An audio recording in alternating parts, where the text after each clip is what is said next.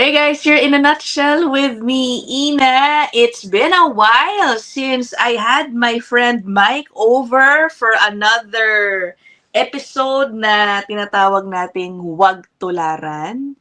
So, hindi muna tayo mag-uusap tungkol sa immigration policy, okay? Ito ay light episode lang sa mga hindi pa po nakakapanood ng mga dati naming episodes ni Mike. Every so often, we gather and talk about some viral videos, random videos na nakikita natin sa social media feed natin, mostly involving things happening here in Canada. Okay, so ito, Huwag Tularan. Pasok ko na si Mike. Hello, Mike! It's been a while. Magandang malamig na umaga sa inyong lahat. Oo nga, ano ba yan? Napakalamig ngayon. Ano, guys, today we are recording this episode on January 23, 2026. Ito yung araw na sinasabing isa sa pinakamalamig sa Ontario, na ma-experience ng Ontario. Oo, dito sa amin. Congratulations. Kaya nga ang sabi pa nung ibang mga kumakalat, ewan ko kung totoo, pero one of the coldest places on the planet daw ngayon at bukas ang Ontario. Yun daw sabi. Tignan natin. Okay. Anyway, maganda yung mga viral videos natin. Let us begin with this one. Medyo seryoso to ha. Pero viral nonetheless. Makikita natin dito how serious yung, ewan ko kung napapanood mo yung balita ng mga extortion happening like in Brampton, Surrey, wherein some groups binabaril yung bahay ng mga sino-sinong taong hinihinga nila ng pera, winawasak yung mga kotse, yung mga ganyan. Meron din ba dyan sa inyo sa may Regina? So far, wala naman. Hindi ganyan ka-violent. Okay. O sige. O, pupuntahan natin. Eto, tignan nyo footage of 4 masked men smashing vehicle windows sa bandang Ontario. A few days ago lang to posted, no? Tignan nyo, Akala ko una, Mike, na nakawin nila yung kotse. Hindi pala, talagang they were just there to destroy the car. Oo. Yan, Talagang linutas. Oo, sige, binubutas yung mga gulong. Medyo narinig mo kanina nila. Nag-uusap para may sinasabi. May punto yung isa alam ko na kung anong lahi ito. Oo. Kahit naka-mask pa sila dyan. No, tingnan mo.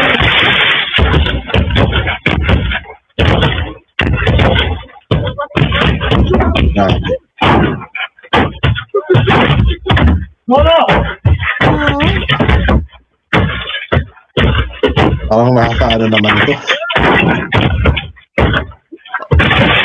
Tapos may nakikita akong dumadaan na kotse dun sa gilid, no? Parang dumaan. Wala silang tao. Grabe lookout nila yun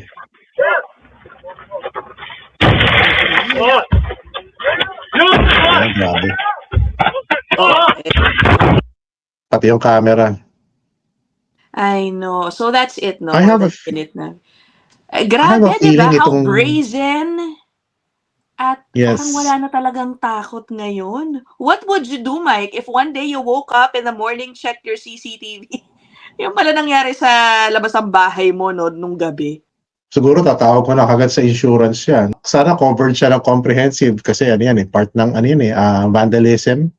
Pero ay tingin ko ang duda ko kasi yung grupo na yan, they know how to wreck your tires. So baka feeling ko nagtatrabaho sa mga tire shop yan or auto shop. Kasi they have the tool Oo, okay. Diba? Tapos baka siyempre alam naman natin yung ginamit na lang lengguwahe. Sorry, nabubulol ako sa Tagalog. Kaya mo yan.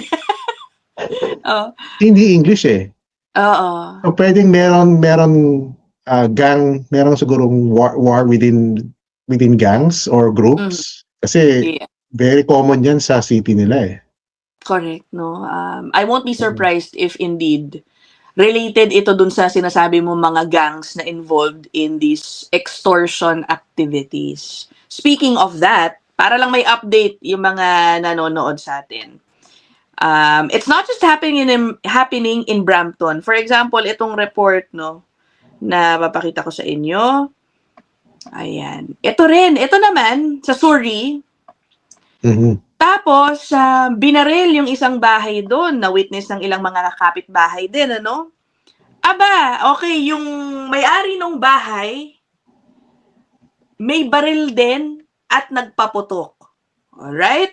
What happened now is crazy. Ito na yung ayaw ko eh. Iniimbestigahan ngayon yung may-ari ng bahay na siyang binaril yung bahay niya. Siya pa yung iniimbestigahan because nag-fire back. May return fire. Ano ba? Kaya, oo. Diba, Mike? Ano ba ito? Sige, play lang natin sandali, okay? What did it sound like? Bang, bang, just like a bomb going off. Kelly Baines lives nearby on Galway Crescent and was surprised to learn police are now investigating people in the targeted home for allegedly returning fire. It was very terrifying. I mean, it still is. Global News has learned the homeowner had been receiving extortion threats for weeks and had reported them to Surrey police. We share everyone's frustrations, but that isn't meant to condone vigilantism or taking up arms. You are Aba, naging vigilante pa ngayon yung ano, no? Yung may-ari ng bahay. Binalik. Dahil lumaba.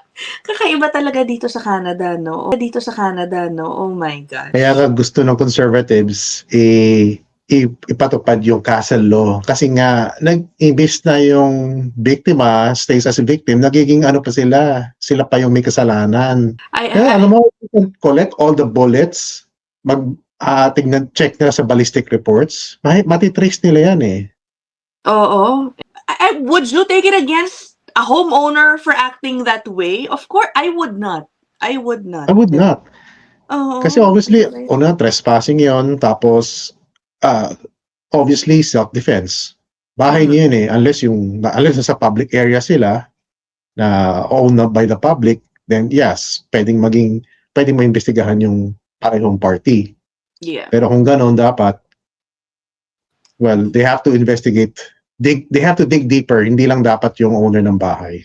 Correct. Parang nakakaloka na ang focus pa ngayon. Yung victim.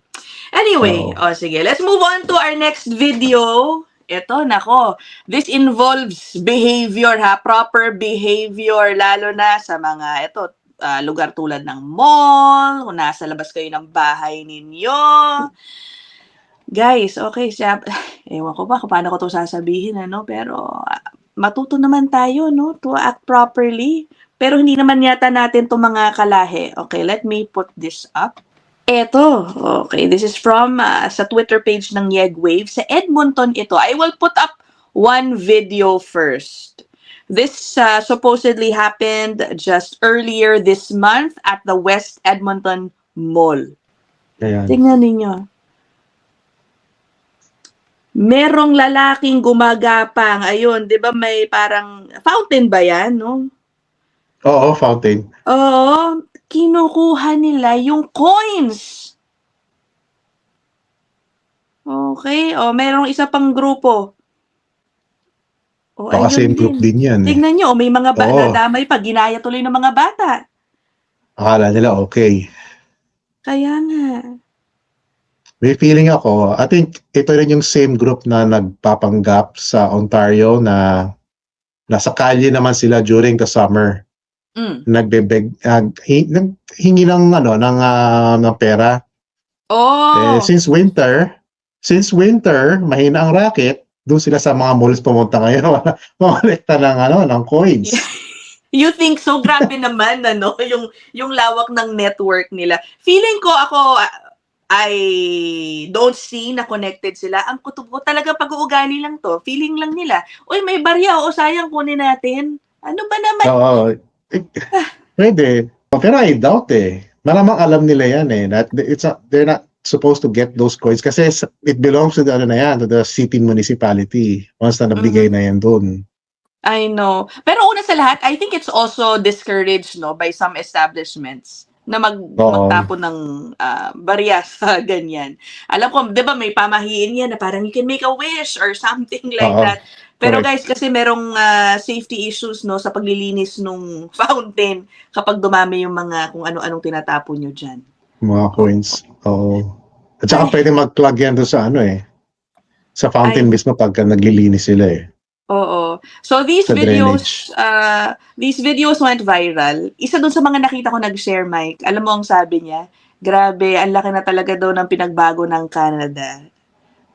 Sa mga makikita mo from the people's actions. Yan, mga nakikita mo lang sa mall na hindi mo naman nakikita dati. Okay. Oh, another one. Ito, guys, dahil nasa winter pa tayo, madalas ngayon mag-snow, nasa na yung isa nating video. Check out how this man cleaned, okay, or took out the snow from his windshield. Using a Gumamit ng snowblower. snowblower. Oh, Mike, i-play ko from the start, guys, ha? Ay.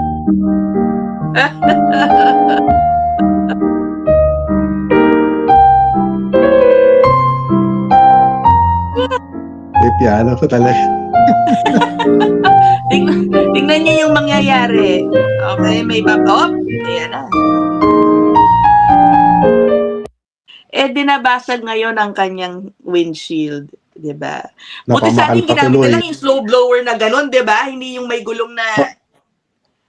Ano ba? Ang masama niyan, baka mamaya nag-offer pa sa kapitbahay na siya maglinis. Oo. Pag ganito, I mean, anong mga... What would some people think? Baka i-cover ng insurance yan. Anong sasabihin mo? Hindi. Insurance will not know na ginamit mo snowblower kaya na-crack yung windshield mo unless someone will report it. Di ba? Yeah. Pero, okay yung idea na yun, ha? Yung gamitin yun na lang yung snowblower na binubuhat lang, 'di ba? Yung hangin lang, yun na lang. Oo. Yun na nga lang. May iba naman, ginagawa kapag ice yung windshield, binubuhusan ng warm water. Kaya ganyan din ang result, nagka-crack din. Correct. Kasi yung Madaming- mix ng sobrang lamig at sobrang init, that will cause the glass to break. To break, Okay? oo. To crack. Right? Oo, huwag nyo rin. Tsaka don't use it kahit na hindi sa glass, kahit sa body ng sasakyan, huwag niyong gagawin yun. Kasi Okay. masisira yung yung paint niyo, madadamage. Yung clear coat. Next video tayo. Ito na. Sa Dollarama naman tayo mapunta, no?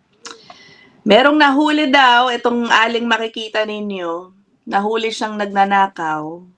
Siguro pinabalik yung mga nasa cart niya, no? At siya pa ang nagwala bigla bago siya umalis dun. Nagwala muna siya at nanira, ano? O, tingnan nyo. This is for the ones who know they shine different. Ano siya? Built different, no plan. Straight up real. Let's go. I wait before the sun. Heart. Naku, tatanggalin ko nga yung sound effect, no? Sisigaw-sigaw siya doon. Diba? Oo. Oh. So, nahuli siya na merong laman sa cart tapos hindi siya nagbayad. I think so. Or baka sinita. No? Baka sinita. Oh, yeah. Oh, yeah. Nonetheless, kahit pa wala siyang ninakaw, if she had any conflict with the staff there, you shouldn't be doing this. Ano shopping Extreme ka doon, behavior yung nakita mo ginawa yan? niya.